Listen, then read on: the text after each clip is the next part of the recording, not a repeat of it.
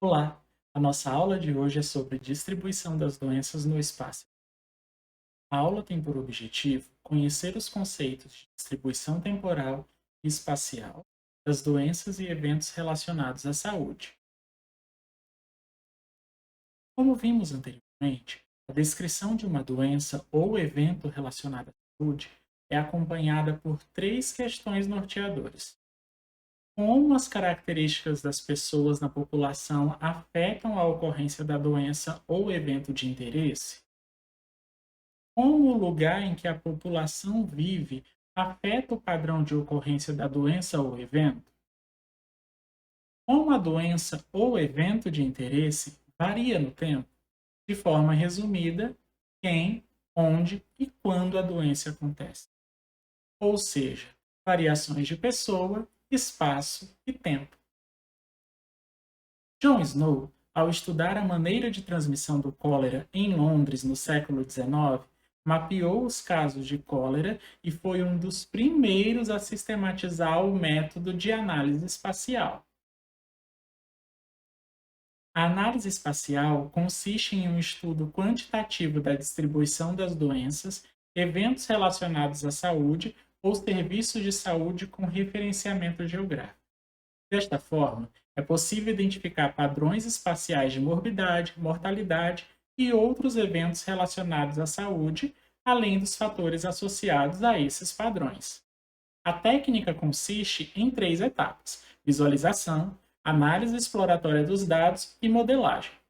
A visualização é a habilidade de ver a distribuição dos dados em um sistema gráfico. A análise exploratória dos dados consiste na descrição dos dados segundo os variáveis de interesse. Isto auxiliará o analista a desenvolver hipóteses sobre padrões de ocorrência da doença ou evento estudado.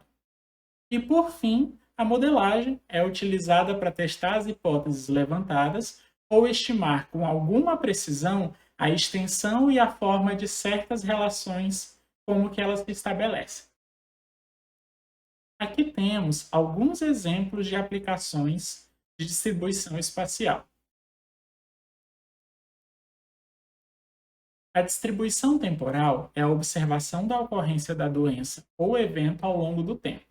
Por exemplo, dengue no verão, pneumonias no inverno, mas nem sempre as variações são sazonais. A análise de um conjunto de observações sequenciais no tempo pode conter flutuações aleatórias, além de quatro componentes principais: tendência histórica, variações cíclicas, variações sazonais e variações irregulares. Além destas observações, a distribuição temporal também pode ser útil para avaliar intervenções. A tendência temporal por longo período de tempo, mais conhecida como tendência histórica ou secular, consiste na análise das mudanças de frequência de uma doença ou evento relacionado à saúde por um longo período de tempo. Na aula de transição epidemiológica, nós vimos vários exemplos de tendência histórica ao discutir o declínio da mortalidade por doenças infecciosas e parasitárias e aumento nas taxas de morbidade e mortalidade por doenças crônico-degenerativas. Neste slide, temos um exemplo clássico de tendência histórica na avaliação de intervenções. As variações cíclicas são flutuações na incidência de uma doença ocorridas em um período maior que um ano. Por exemplo, em grandes populações suscetíveis, o sarampo tende a ter um aumento na incidência a cada 3 anos. Esse processo pode ser explicado pelo nascimento de crianças suscetíveis, cujo acúmulo vai provocar um aumento progressivo no número de casos da doença. Neste gráfico, podemos observar a variação cíclica da taxa de incidência de sarampo na região centro-oeste no período de 1980 a 1998. As variações sazonais constituem as variações na incidência de uma doença cujos ciclos coincidem com as estações do ano. Essas variações ocorrem dentro de um período de um ano.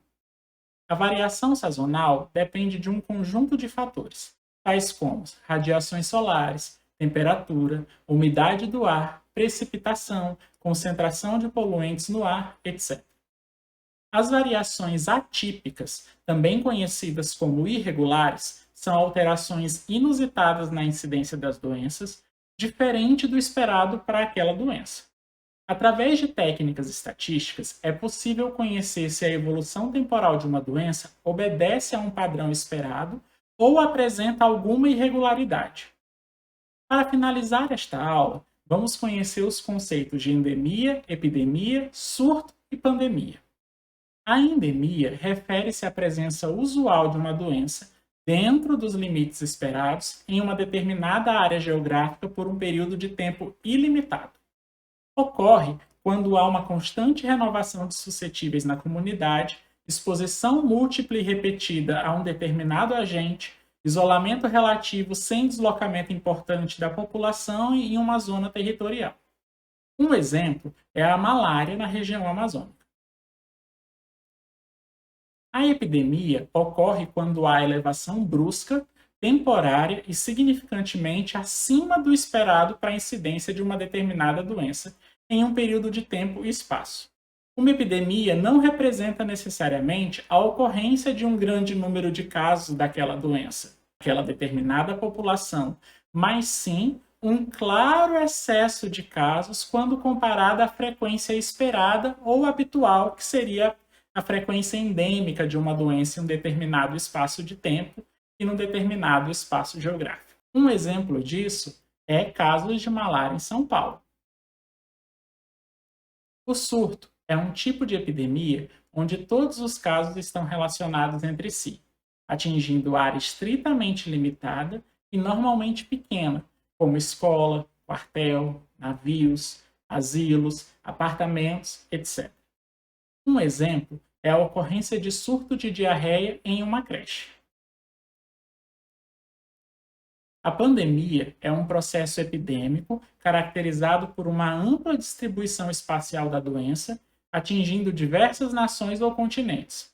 Ocorre em função da existência de grandes populações suscetíveis, aliada às condições extremamente facilitadas na propagação de um agente no ambiente, determinada por movimentos migratórios, facilidade de transporte, concentração de indivíduos, etc. Um exemplo é a pandemia por Covid-19.